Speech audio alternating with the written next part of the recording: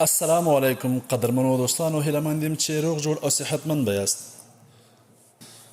نن به مونږ د پریمیر 5م درس وایو چې په دې کې به مونږ د سلیکشن ټول او همدارنګه ټریک سلیکټ فارورډ او بیکورډ دا ټولونه وایو. خو د دې څخه مخکې یوه خبره ډېره ضروري ده. که چیرې مو پخوانۍ ویډیوګانې نه یې کتلي نو لینک په دې کونج کې پاسه د آی نښې سره راسي، نو تاسو په هغې کلیک کوئ، نو تاسو به هغو ویډیوګانو ته بوځي. او همدارنګه دوستانو همیش ویډیو تر پایه ګورئ، ځکه چې ویډیو په منځ کې پرېښودل شي نو کیدای شي چې ستاسو په هغه ویډیو باندې سر خلاص نشي. نو زموږ د چینل سبسکرایبول هیر نه کوئ. مننه کوم. راځئ چې کلاس شروع کړو.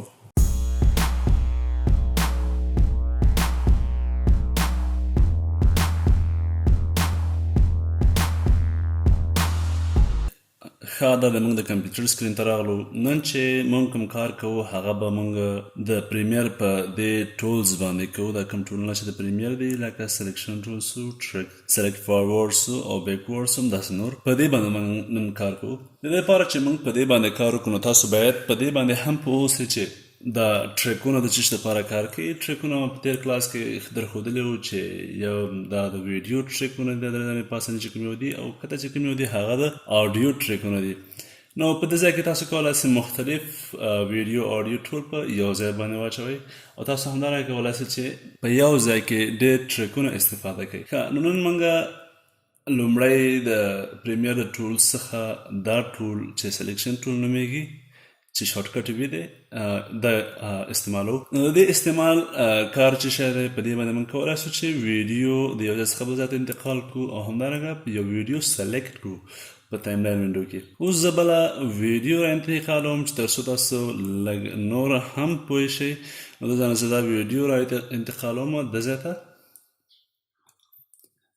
ګورئ لکه څنګه چې په فوټوشاپ یا په السټریټر او یا نور پروګرامونو کې کېږي، همدارنګه په دې کې هم تاسو کولی شئ په ټایم لاین وینډو کې د موس د بټن په کېکاږلو سره پوره ټایم لاین انتخابولی شئ د سلیکشن ټول په مرسته باندې.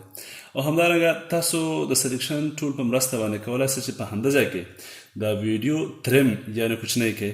اوس زه غواړم چې دا ویډیو لږ شانته کوچنی کړم. اوس ګوره دا ویډیو په دومره اندازه باندې ما کوچنی کړه. نو د کوچني کولو طریقه به څنګه خپله یو اندازه واخلئ چې کوم ځای پورته ویډیو کوئ، نو بیا به ویډیو سلیکټ کړئ او په دې کونج کې به موس بټن کېکاږئ، چپه بټن، او کش به یې کړئ چې کومې خوا ته کوئ. نو دا زموږ ویډیو په دې اندازه باندې راکمه سوه.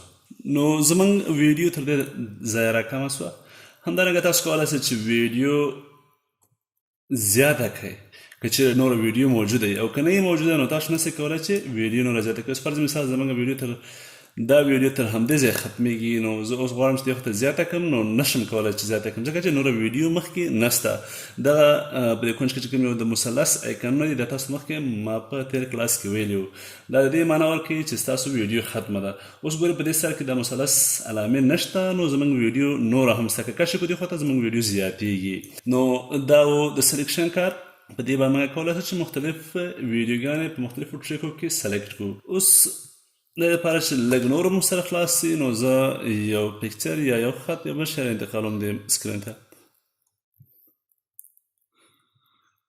ښه، دا د ما د عکس هم را انتقال کړی سکرین ته.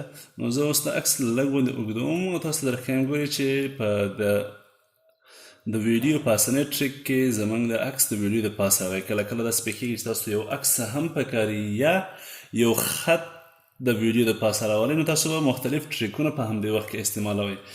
نو اوس د سلیکشن ټول په مرسته باندې موږ کولی شو چې دا بل سلیکټ کړو، دا بل سلیکټ کړو، او دا ټریک بل سلیکټ کړو، او همدارنګه کولی شو چې ټول یو ځای هم سلیکټ کړو. نو دا و د سلیکشن ټول کار.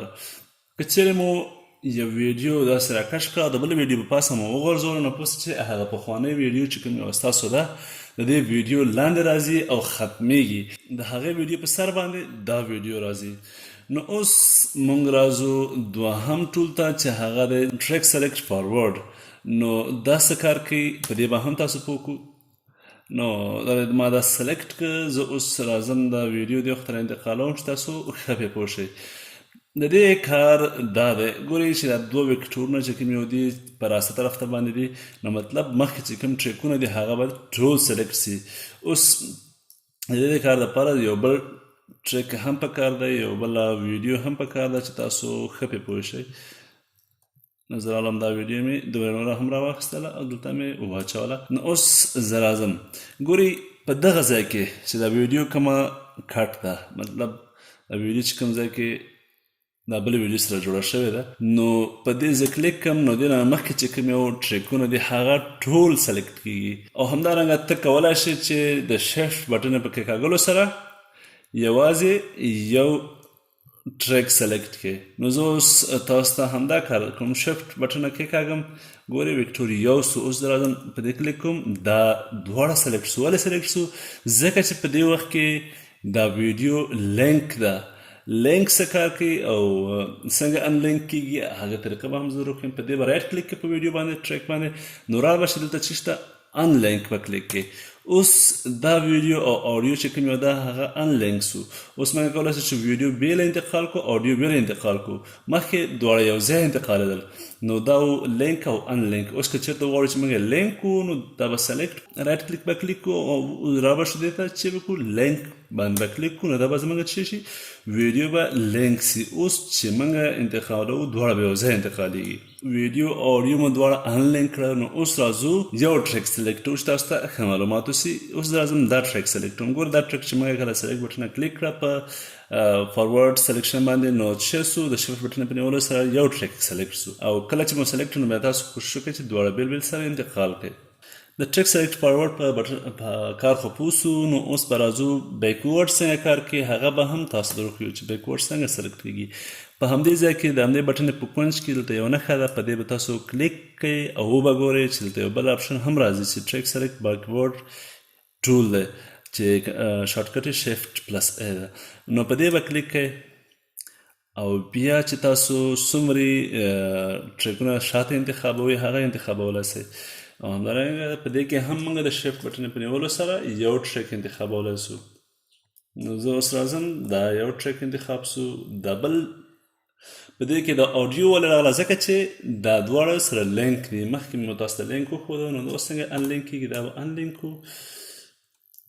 نو اوس ګورئ یوازې یو ټریک سلیکټ شو همدارنګه موږ کولی شو چې بل ټریک هم همداسې سلیکټ کړو او دا پاسنی ټریک هم همداسې سلیکټ کېږي. نو دا و د ټریک سلیکټ بیکورډ او فارورډ کار. نو نن مو دا دوه ټولونه چې یو سلیکشن ټول او بل ټریک سلیکټ فارورډ او بیکورډ دا ټولونه په دې مو کار وکړو. نو امید لرم چې ویډیو مو خوښه شوي او کلاس په همدې ځای ختمو. د خدای په امان په الله مسپارم.